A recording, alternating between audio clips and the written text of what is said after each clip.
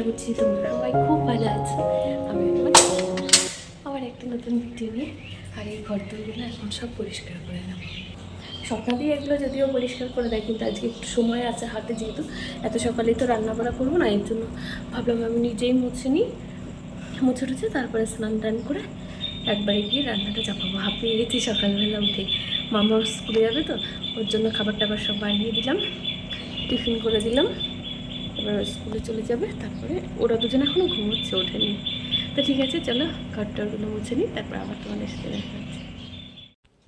ওর পাপাই আজকে ওকে একটু খাইয়ে দিচ্ছে। আমি তো আবার ঘর পরিষ্কার করতে গেছি ওপরে, তো মন মানছিল না যে খাওয়াটা হলো কিনা, আবার দেখতে চলে এসেছিলাম একবারের জন্য। তো দেখলাম খাওয়া প্রায় শেষের দিকেই, তো আমি আবার ওপরে চলে এসেছি। ওপরে এই পেয়ারা গাছে একটা চাচি কুমড়ো গাছ পুরো আটকে গেছে, চাল কুমড়ো গাছ, আর এবারে চাল কুমড়ো গাছটাকে ওখান থেকে একটু ছাড়িয়ে দিচ্ছিলাম।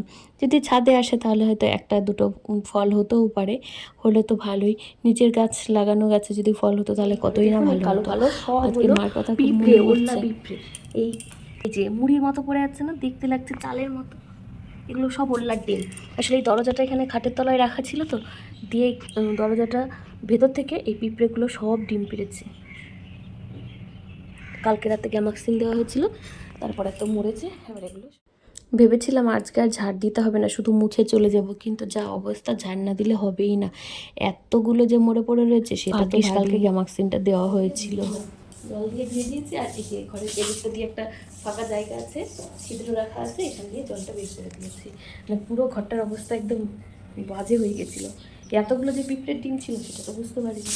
আর এই যে মেলা দুজন এদিকে গল্প করছে, এখানে বসিয়েছি আলু সেদ্ধ, মানে আলুর দম করবো, আর এখানে আছে টমেটোর চাটনি হচ্ছে। 1 সেকেন্ডের জন্য বাইরে গেছি, মানে 1 মিনিটের জন্য। এই যে দেখুন হলুদের মধ্যে লবণ দিয়ে দিয়েছে, এখানে ধুয়েছে, ওই যে ঘর মুছছে। এদেরকে নিয়ে কাজ করা যে কি মুশকিল, সে আর কি বলবো। এদিকে সবজিগুলো রেখেছি, এদিক দিয়েও সব রেখেছি। ডাল সেদ্ধ হয়ে গেছে, হলুদ দিয়ে ডালটা সেদ্ধ করে দিয়েছি। কি বাবা বলো বলো। হ্যাঁ, এটা হলো পাউডার।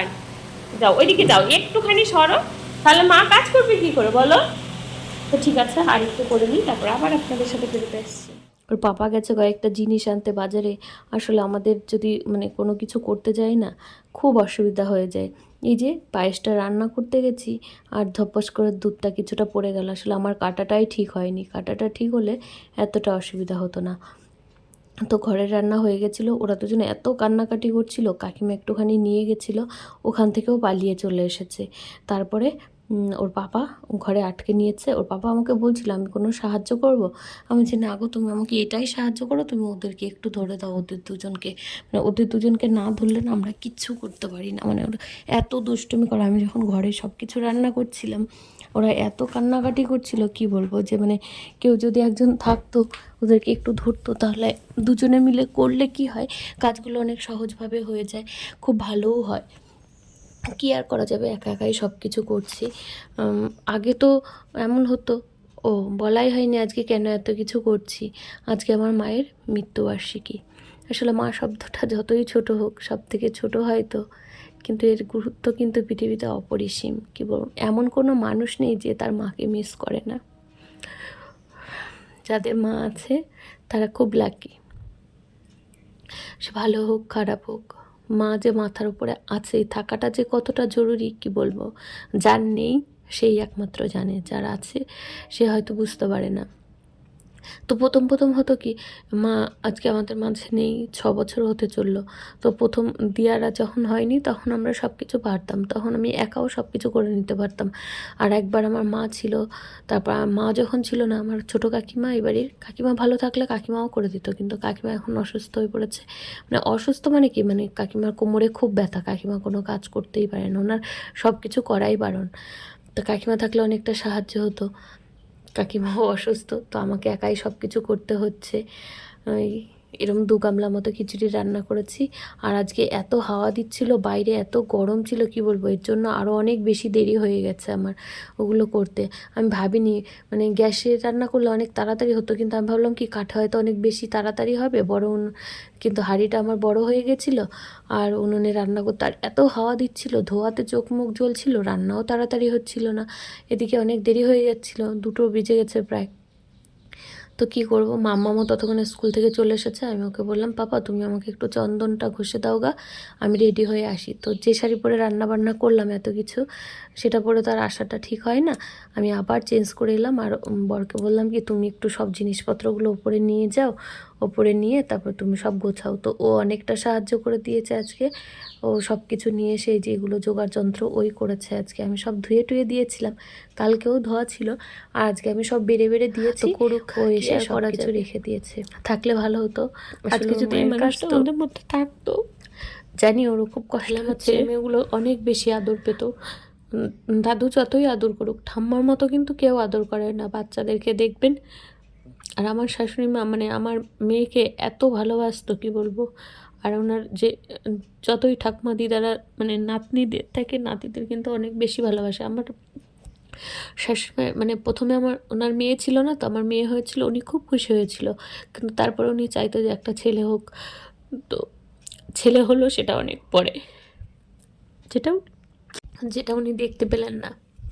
থাকলে হয়তো আজকে অনেক খুশি হতো, আর আমারও অনেক সাহায্য হতো। কি আর করা যাবে।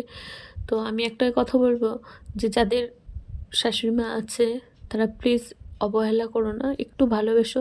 উনি যেদিন থাকবে না সেদিন বুঝতে পারবে যে তোমরা কি হারালে। যাই হোক, মা সম্পর্কে কিছু বলতে গেলে না আজকে খুব কষ্ট হচ্ছে, খুব মনে পড়ছে। আমি যখন বিএড করতে যেতাম, আমি কলেজ থেকে এলে দেখতাম উনি ভাত বেড়ে বসে আছে। মানে আমার মায়ের থেকে উনি আমাকে অনেক বেশি ভালোবাসত, অনেক আদর করতো। আমি খুব লাকি, আমার শ্বশুর শাশুড়ি আমাকে কোনো দিনও মানে এত বছর ধরে, মানে মা তো ছিল 7-8 বছর ছিল আমার বিয়ের পরেও, আমাকে কোনো দিনও একটা কথাও শোনায়নি। এমনকি আমার শ্বশুরও আমাকে মানে কোনো দিন কোনো একটা বাজে কথা হোক, কোনো খোঁটা হোক, কোনো কিচ্ছু দেয়নি। এটা আমি বলতেই পারবো না, কারণ যারা ভালো তাদের সম্পর্কে ভালোই বলতে দাদা হবে। নম করলো, দেখলে? তুমি করো।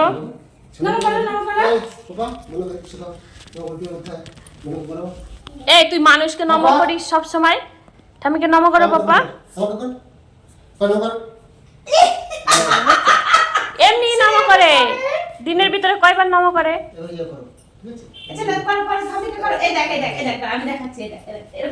ওই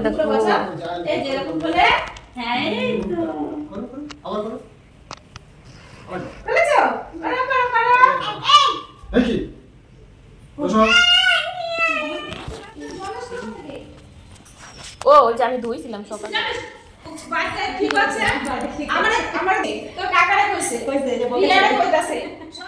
তো মোটামুটি আমার সব কাজ বাজ হয়ে গেছিলো, মানে ভোগ টুক দেওয়া সব হয়ে গেছে। তারপরে পূজাদেরকে ডেকেছিলাম, পূজা কাকিমা সবাই এসেছিল।